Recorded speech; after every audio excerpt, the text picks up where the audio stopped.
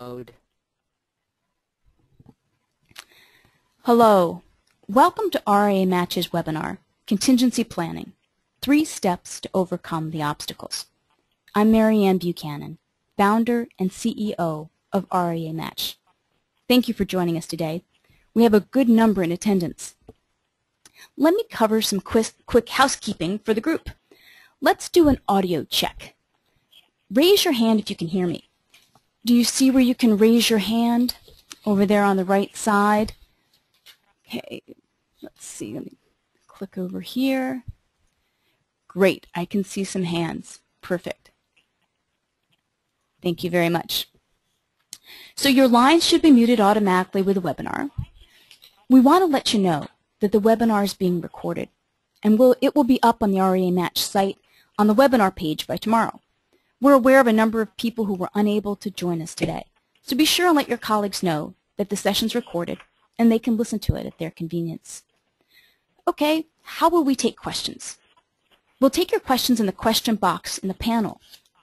We'd like you to keep your questions general, anonymous, and high level.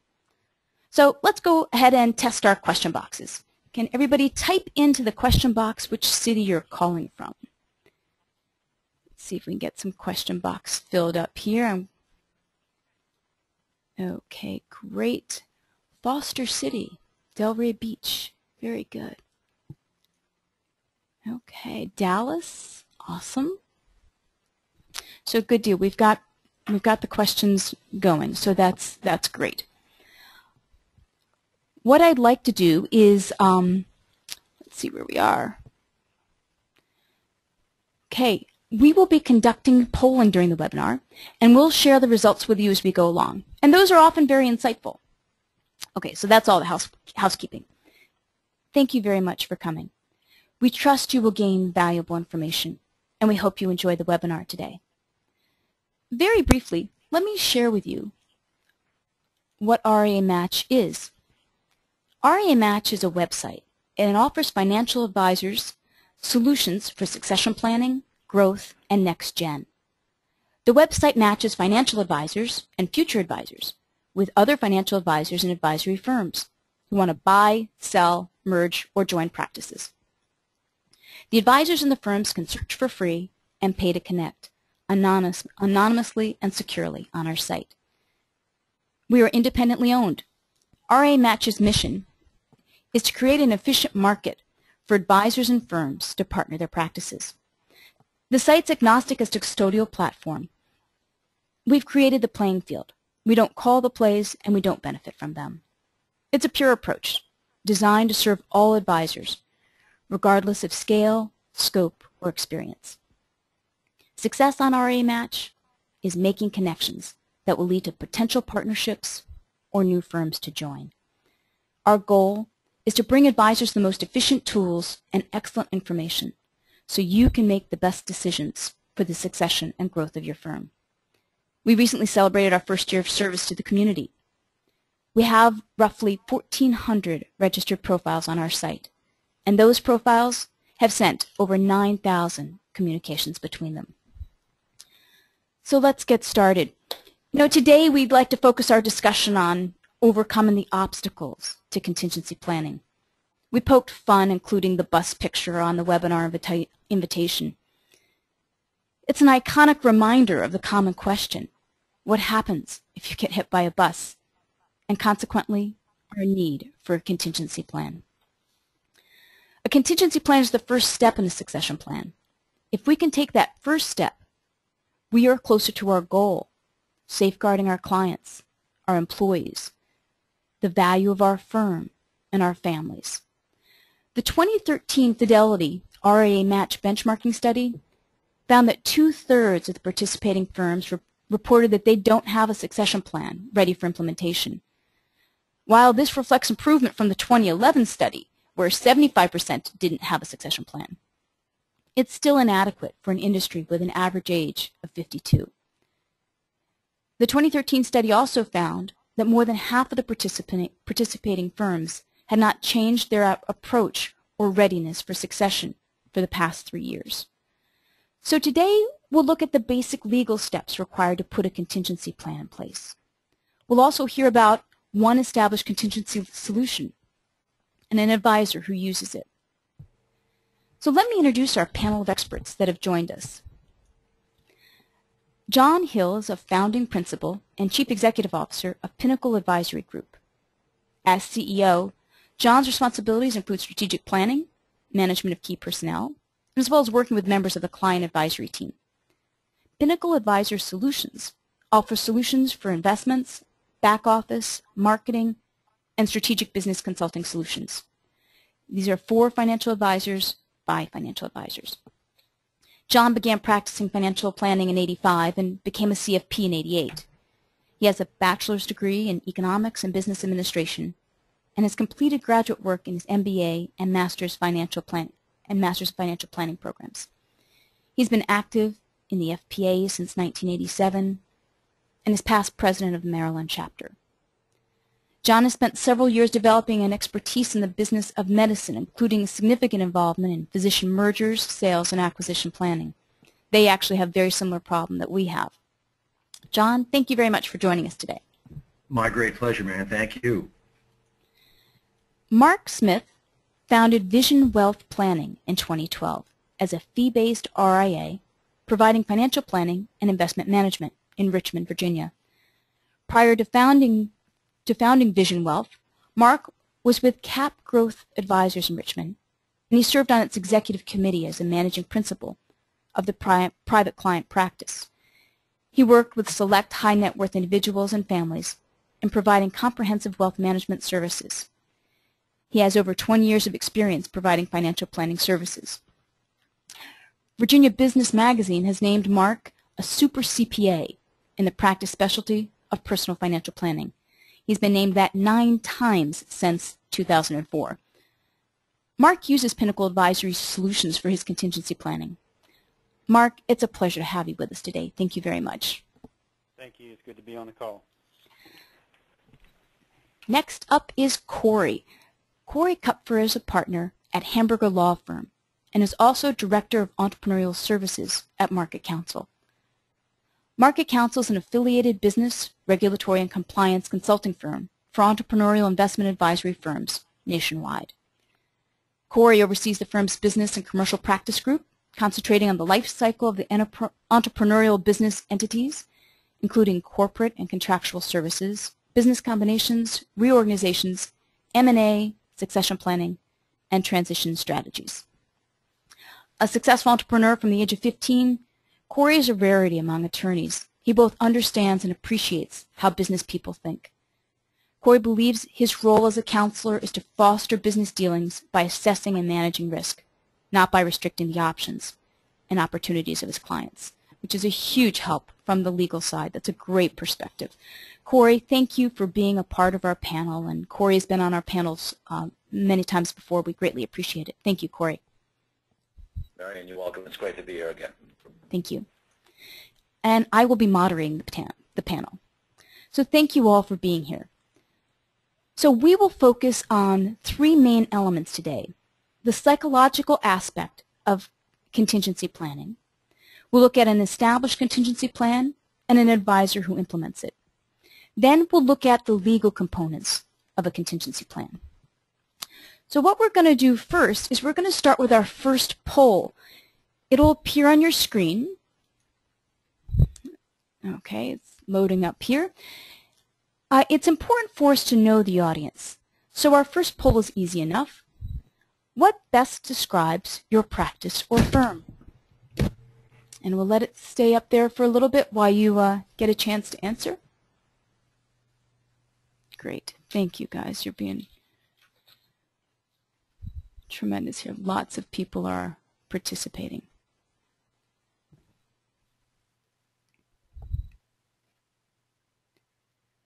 And we'll give it, we'll give you 20 seconds more. Okay, we've got 52% voted. If we could get a few more people to bring your tab forward and vote for me, that would be helpful. Oh, wow, that's great. Just jumped up to 62.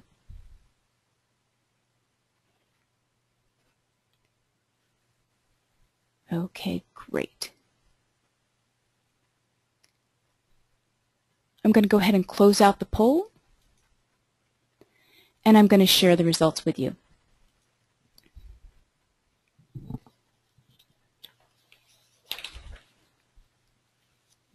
So we have 7% are early solo, mature solo 50%, that makes perfect sense. 14% are early ensemble firms, 21% are mature ensemble, and 7% are market dominators.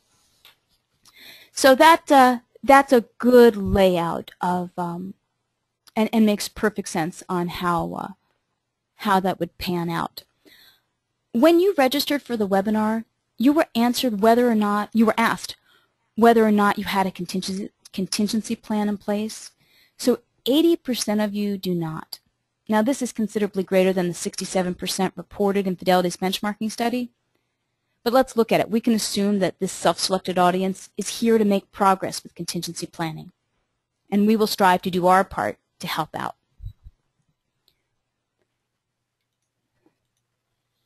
So I wanted to read a quote for you. Dan Ariely is a behavioral economist from Duke University and a New York Times best-selling author.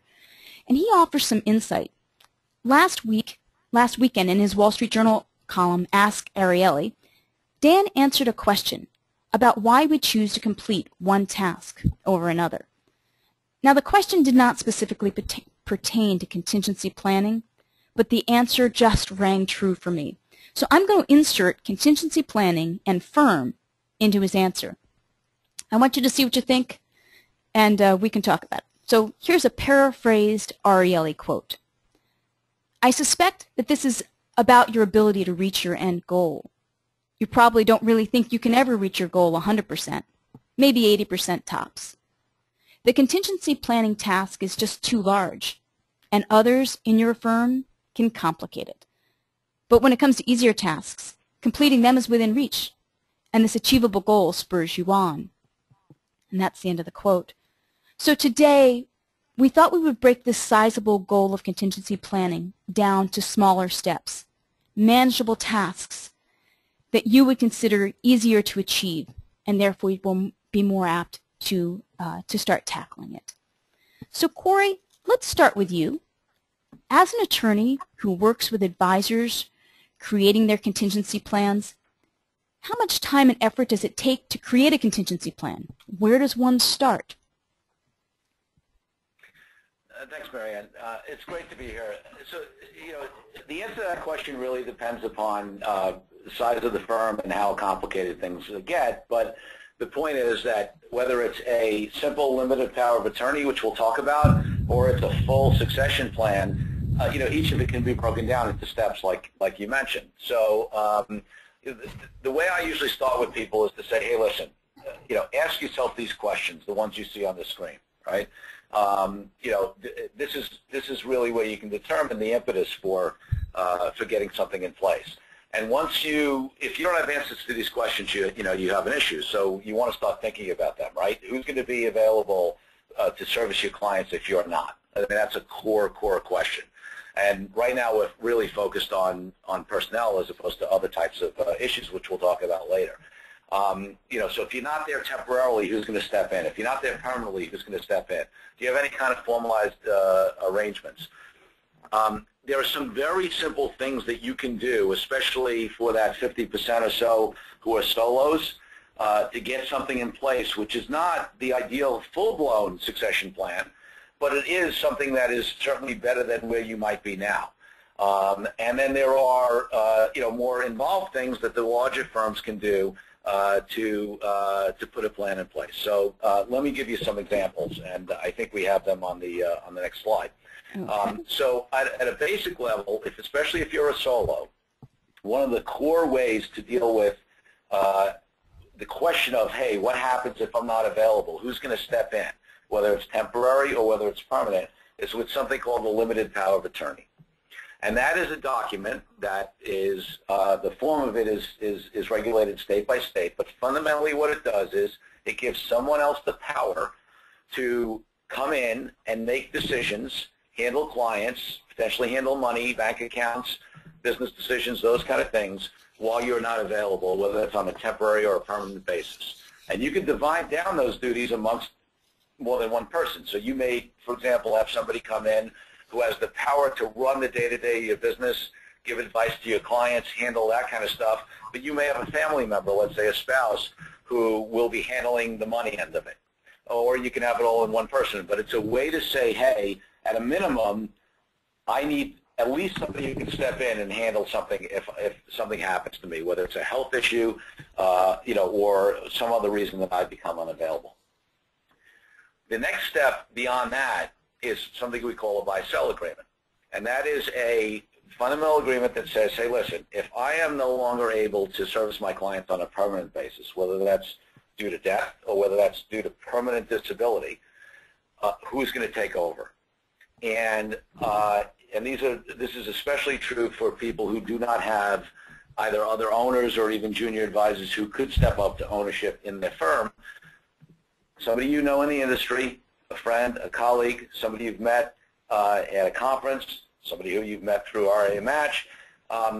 Who is that person who I'm going to have an agreement with who will step in and take over my my practice if I'm not available? So the buy-sell agreement is an agreement under which you transfer ownership of your firm to somebody else in exchange for a pre-agreed upon price, and along with that, hopefully you put in place procedures in which this person will step in to be able to take care of the clients you care about and also fulfill your fiduciary duty to them.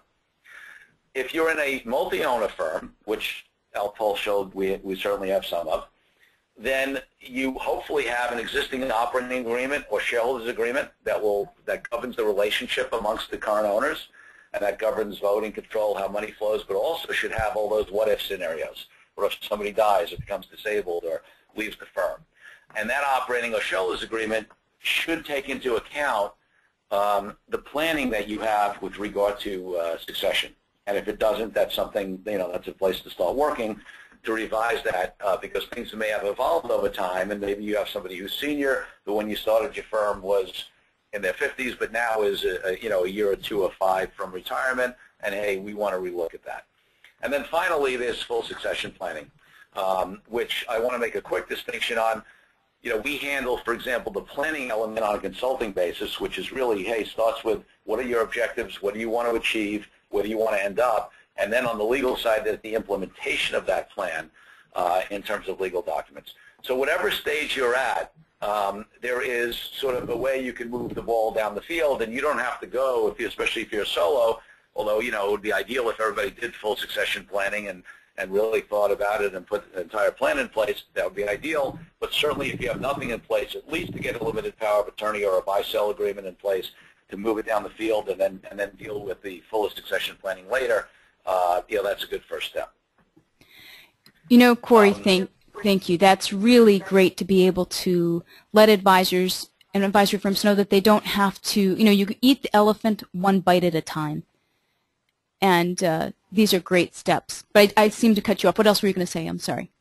No, I was just going to say, even in our full succession planning process, we break it down really, in steps just along the lines of exactly what you were saying. This process can be overwhelming. There's a lot of moving pieces. There's questions on valuation. There's questions on what I do next. But I will tell you that, you're not the first firm to, whatever stage or size you're at, you're not the first firm to have done it. More and more firms are taking it on. It's obviously been a big topic in the industry over the last several years, and there are experts, not only us, but others out there who can really help you through this process. And the key is to just take advantage of it and take one step at a time. Perfect. Corey, thank you very much. So next up, we're going to do our next polling question. So let's take a look at that. What is your primary reason for putting a contingency plan in place? Here it comes, guys. Is it to safeguard clients, comply with regulations, retain employees, increase the value of the firm, or protect my family? So what's your primary reason for putting the poll in place, for putting the contingency plan in place? We've got great participation here. Thank you very much. I love this dynamic ability to poll during a webinar. And then they've got these great slides now that we can share the results visually, so I think that's very helpful.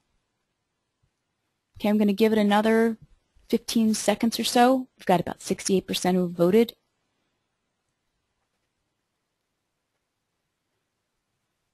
Okay. 73% have voted, and we're going to close here in 5 seconds. Okay, so let's go ahead and share the results on this. I don't think you're going to be surprised. 69%, your primary reason for putting a contingency plan in place is to safeguard your clients. I think that no one chose to comply with regulations, so I'm sure it's not that it's not important, but it's just not your top important. Again, retaining employees, again, is probably important, but not your top. 25%, protecting my family, or protecting your family. So that makes perfect sense. Mark, you just formed your firm in 2012. What was your biggest reason for putting a contingency plan in place?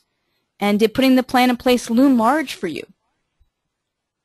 Well, as you said in my bio, Marianne, I came out of a larger, sort of a mature ensemble firm to create a solo practice, and I work with a number of clients that are pretty mature of themselves. They have certainly had the perspective when I was with that firm that there would be a contingency plan. There would be somebody to pick up the ball should something happen to me. And so, I had to deal with that, fairly quickly, fairly soon in the formation process. I knew that would be a question that would be asked. What happened if you did get hit by the bus? And so it was really, my impetus was really driven by the market. I would not expect clients that I'd been working with to join me if I did not have reasonable answer to the question of, hey, what are your products and services to me, and how's that going to be good for me, and then the inevitable, what happens if something happens to you? So it was really market driven. Right, that makes sense. Also coming from an ensemble to a solo, that would be top of mind. But hats off to you for taking it by the horns straight on there. John, in your experience, what do you think holds advisors back from creating a contingency plan? Well, I think there are a couple of elements here that are critical. One is they don't know who they're going to do it with. We always hear stories about somebody across town that's my buddy that I'm going to hook up with and make it work. And I'll jump right to the slide here and go that for a vast majority of people, they're too busy. They're tremendously active in their practice. You don't consider it a priority. There's the reality that we don't die. It's just like our clients, trying to talk to them about insurance and risk management issues. It's very difficult for us to wrap our arms around this. We're all unbeatable. There's some degrees of the independence issue, the giving up control. And quite frankly, though, with a lot of the smaller advisors, where this is going to become critical is in a death-only scenario. I think we have 57% of the people that decided that they sort of fit the category that we're talking about here of small firms that don't have anybody else. And quite frankly, the issue is going to be what happens if I die. We're seeing more and more people want to own their firms forever, by the way. And quite frankly, the economics can be very, very interesting to look at it. And if you're going to do that, we think it's great. We can support you through Pinnacle Advisor Solutions in that model. But you really do have to be prepared at the death scenario. And then I think also, I guess this is the procrastination number, holding out for the perfect solution. Aren't we always holding out for the perfect solution no matter what? I mean, it's so hard to get off the mark and make this decision if you're one individual. Except we get to talk a little bit about this later, and that's one of the main reasons that we developed a solution to this. It's the most easy, revocable solution, and it's a wonderful stopgap measure for people that are honestly going to attack this with a vengeance at some later point. But I think a lot of it is a traditional procrastination. You know, it's just not there at the front of the screen, and not knowing where to turn. That's the big issue too. Yeah. Yeah, it's understandable. Small business owners, we have our head down a lot of times, you know, working in our business and not working on it. So it's wonderful to be able to look at some of these solutions that are easily at hand, and someone, you know, we can approach and learn about them. So that's great. Thank you, John. Sure. When you registered for the webinar, we asked you, what is the biggest contingency challenge for you? And here are your answers. 42% of you indicated that your biggest challenge was identifying the firm or the person. 25% said it was finding the time to focus on the task. 18% cited understanding the legal components. 12% of you reported no challenges, and a small 3% cited fears of addressing your mortality. So let's just address the biggest challenge here, that 41% who need to identify the firm or the person for their contingency plan. Now, naturally, RIA Match is a great place to begin your search for another advisor or a firm to begin your contingency plan. But I'd like to turn back to you, John. Why did you create Pinnacle Advisor Solutions? Tell us a little bit about it. I think you did a great job in your intro for Pinnacle Advisor Solutions, and that is that we actually are in independent, strategic independent partnerships with smaller emerging advisors, being able to provide a complete backroom solution. The key part of that being the investment management role.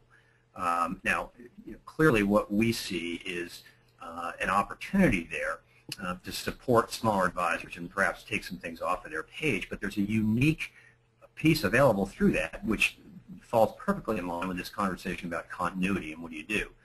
As a result of what we put together, we actually call it PRISM, P-R-I-S-M, and it stands for the Pinnacle Revocable Institutional Succession Program. And we have created a very, very simple approach to this, and by providing an option to purchase firms, and it's on a revocable basis, and it really gives them a unique opportunity to receive economic value, if you will. Probably most importantly, I love the statistic that they want to take care of their clients, and I believe that. I really do. I've talked to a lot of firms that say that's a big issue. I also think the economics are it's not reasonable to pass up on the economics. You've worked your career to build a business, and you ought to receive a benefit for that. And if you can do both of those at the same time, take care of your client and take care of you know, your family's economics, I think it's a home run. Now, it's important to find the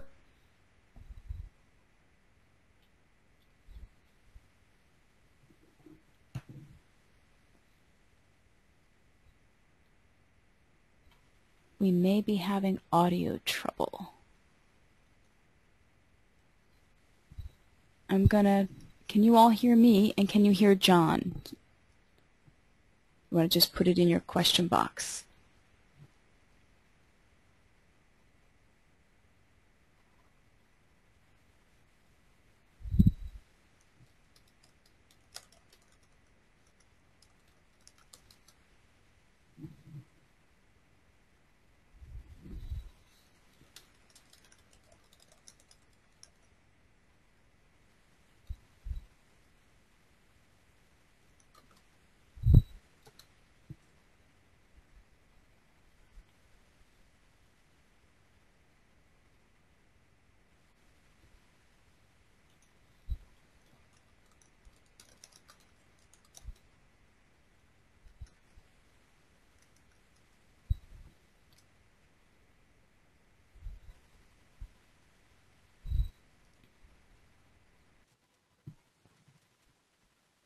But in the meantime, it is a very simple, straightforward way to realize economic value and have your clients taken care of by a close to top 100 RIA firm that's very well respected in the business. Very good. Thank you very much, John. I appreciate that. I actually have a little bit of audio trouble in the middle of that, so my apologies. Mark, can you hear me? Yes, I can. Great. I'm going to ask you to speak up just a little bit. Mark, can you tell us about your experience finding a contingency plan? What was the process?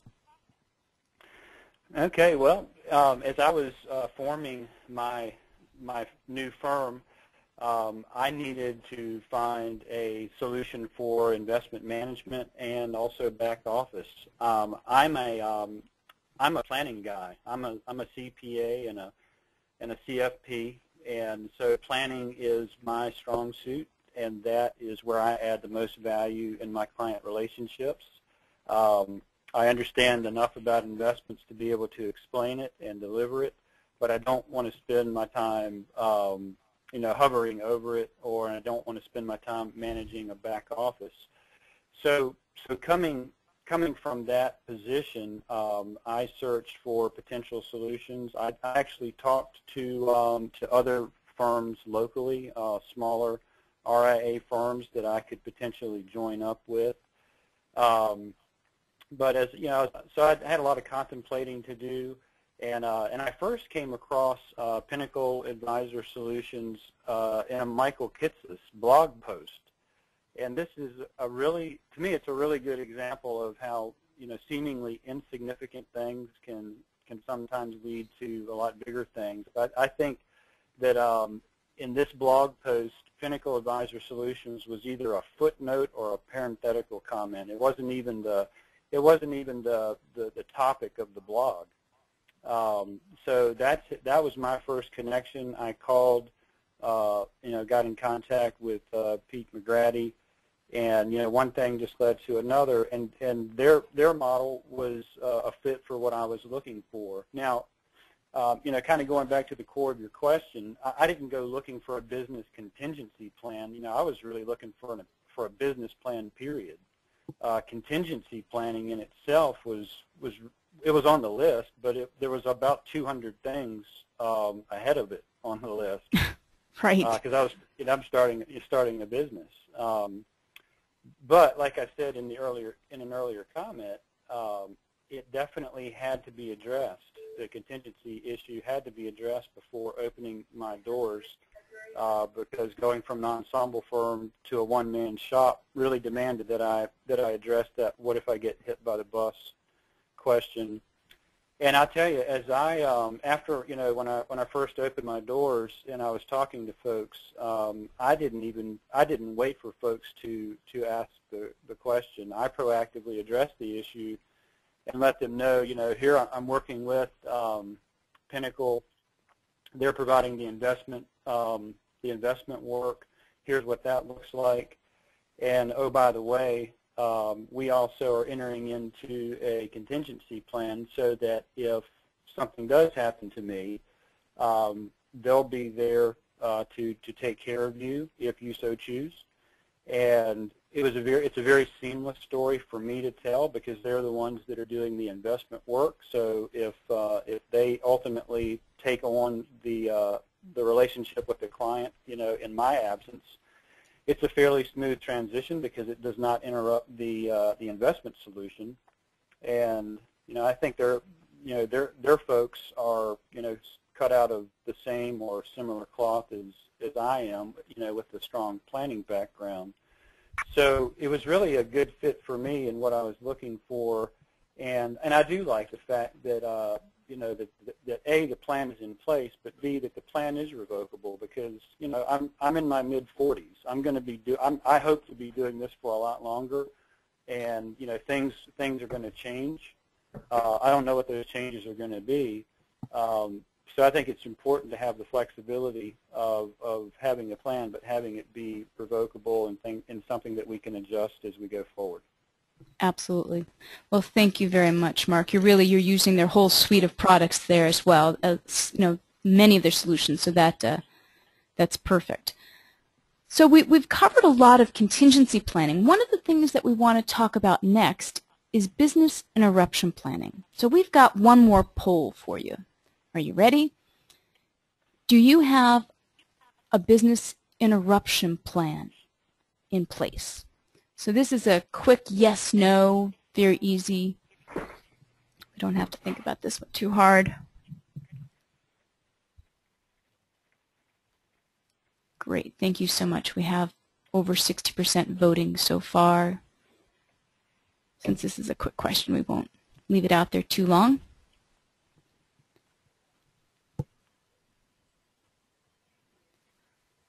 Okay, great. We'll close it in 10 seconds.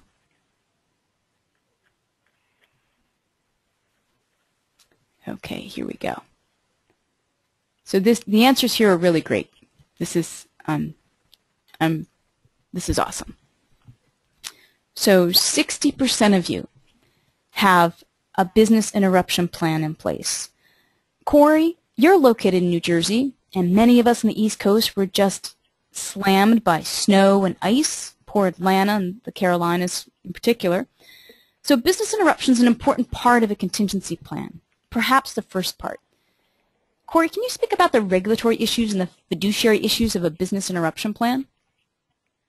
Yeah, absolutely. And it's interesting as an attorney and a consultant and entrepreneur myself. My initial thing is never to have the legal drive it. And as we saw in the prior poll, regulatory concerns aren't the first thing on people's minds.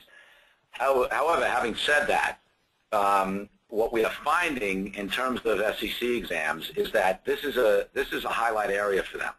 And, it makes sense. I mean, listen, those of us on the East Coast, still, Superstorm or Hurricane Sandy was not that long ago. We were down only for a matter of hours before we were back up, and really didn't lose total connectivity, at all, because we have everything in the cloud, for our firm. But it's amazing to me. I mean, it's not amazing because small advisors are like other small businesses, and many of them still have servers in their closets and things like that. The SEC is concerned with the impact on clients in these kind of scenarios, which whether they're weather related or could be a flood in your particular building or anything like that. And these kind of things are happening more and more. Now, what should really drive that, in my mind, ultimately, is that advisors really do care about their clients, and to be basically not able to serve them for days, or hours is a significant concern. From a business point of view, not only from a regulatory point of view, and certainly from a fiduciary duty point of view. So it's become really crucial for all those reasons, and because of the increasing incidence of problems that have come up, for people to have a plan in place, and not only have a written plan. I mean, all of our clients, as part of our services, we provide them with a core workbook in which they create a business continuity plan, but also to test that plan and to really make sure that that it works. And that includes, if there's something that happens, who does what? Where are people going to work from? Who's the one that deals with the internet provider and the phone providers to figure out how they're going to get stuff back online? What kind of redundancies do you have in your computer systems? All that kind of stuff.